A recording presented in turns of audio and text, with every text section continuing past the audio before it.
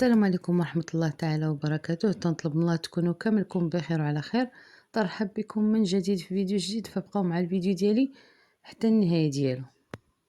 الناس اللي اول مرة تدخل القناة ما تنسونيش من لايكات ديالكم، اشتركوا في القناة وفعلوا الجرس هكا يوصلكم كل جديد. والناس القدام تنقول لكم مرحبا والف مرحبا والدار داركم. هنا على بركة الله غنبداو المقادير ديال الكيكة ديالنا. غادي نحتاجو 2 بيضات، غنحتاجو كذلك كاس ديال سكر سنيده، واحد القليل من الملح لتحسين الذوق، وغادي نخلطوا البيض ديالنا مع سنيده والقليل من الملح. تنخلطوهم مزيان بالطراب اليدوي اولا بامكاننا نستعنوا بالطراب الكهربائي. هنا انا غادي نضيف واحد الكاس ديال الحليب، بامكاننا نعوضوه بكأس من الماء اولا كأس من عصير البرتقال. المهم هاد الكأس ديال السوائل تيبقى اختياري على حسب الرغبه وعلى حسب طبيعه الحال الموجود.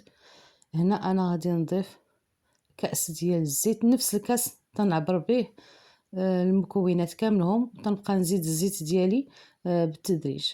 غادي نضيف كاس ديال زيت نباتيه بالتدريج مع التحريك المستمر بطبيعه الحال. هاد الاثناء انا غادي نضيف الكاس الاول ديال الدقيق، وهنا غادي نضيف الكاس الثاني. هنا درت 2 كيسان ديال الدقيق، وغادي نضيف لهم معلقه كبيره اولا 2 معالق كبار ديال الكاكاو. هنا انا ضفت عفوا 2 معالق كبار ديال الكاكاو، وغادي نضيف لهم 2 ديال الاكياس ديال خميره الحلويات.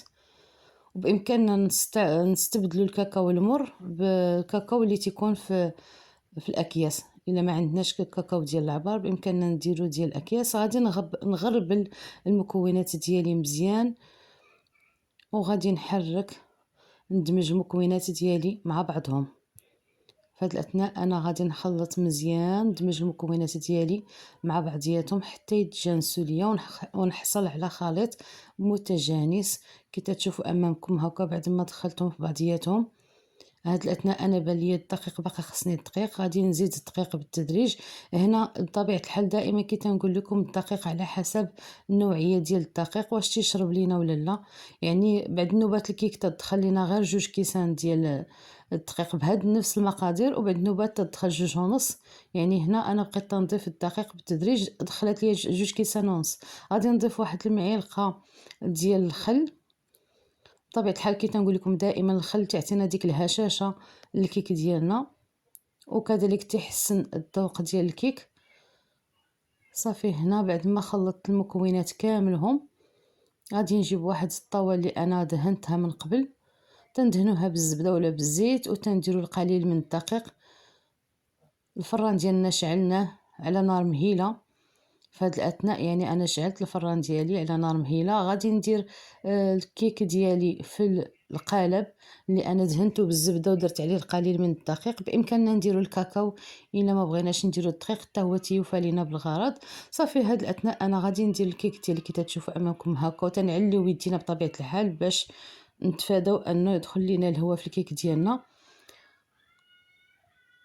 بهذه الطريقه فالفيديو معبر على نفسه.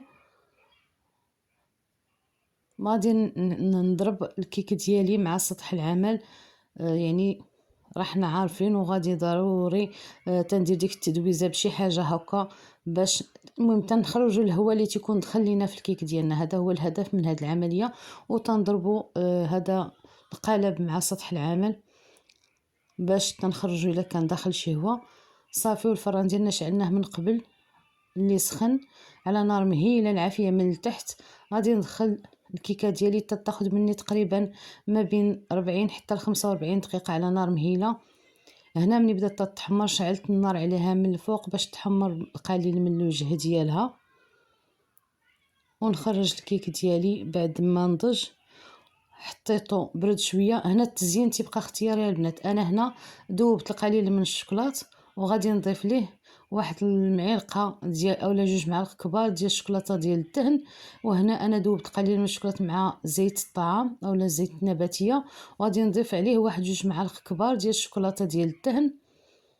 وكيف سبق لي وشرت لكم فهاد التزيين تيبقى اختياري.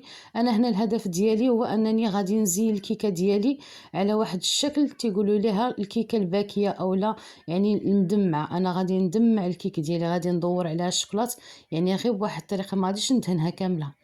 داكشي باش ما درتش شي صلصه كتيره اولا شي شوكولاته كتيره. فداكشي باش قلت لكم يعني ممكن نستبدلوا هاد الشوكولاته اللي بغيت ندير دابا بكاس ديال دانيت اولا اي حاجه اخرى، الكوفيتير اولا العسل. المهم يعني التزيين تيبقى على حسب الذوق ديالكم. الكيك ديالي بعد ما بردات وحيدتها من القالب غادي غنزينها بهذه الطريقه. غادي نبدا ندمع، يعني انا تعمدت انني ندمع الكيك ديالي، يعني غادي ننزل هذاك الشوكولاط على شكل دميعات كطريقه من التزيين. وبطبيعه الحال فراه التزيين تيبقى لكم حريه ديال الطريقه باش بغيتو نتوما.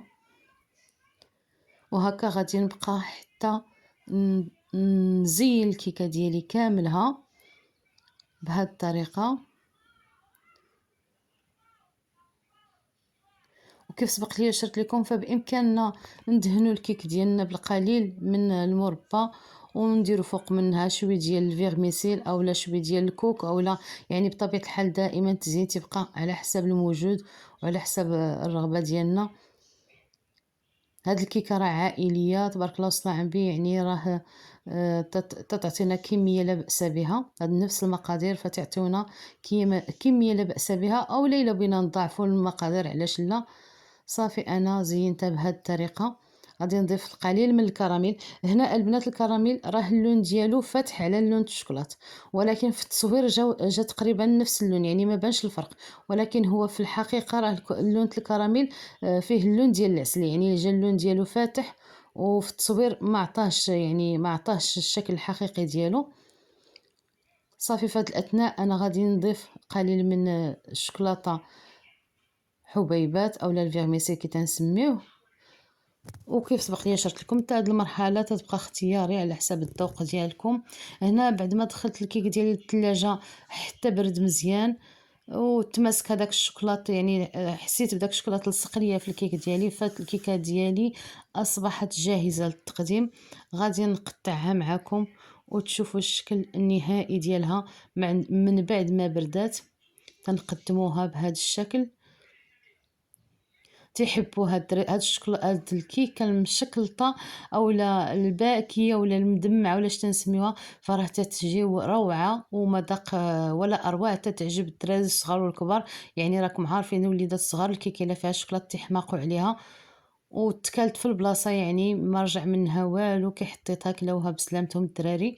هنا الكيك ديالنا هذا هو الشكل النهائي ديالو، وهكا حصلت عليه. تنطلب من الله يعجبكم الفيديو ديالي وينال الاستحسان ديالكم ونكون خفيفه ظريفه على قلوبكم. الى عجبكم الفيديو ديالي ما تنسونيش من لايكات ديالكم، اشتركوا في القناه وفعلوا الجرس. الى فيديو قادم ان شاء الله.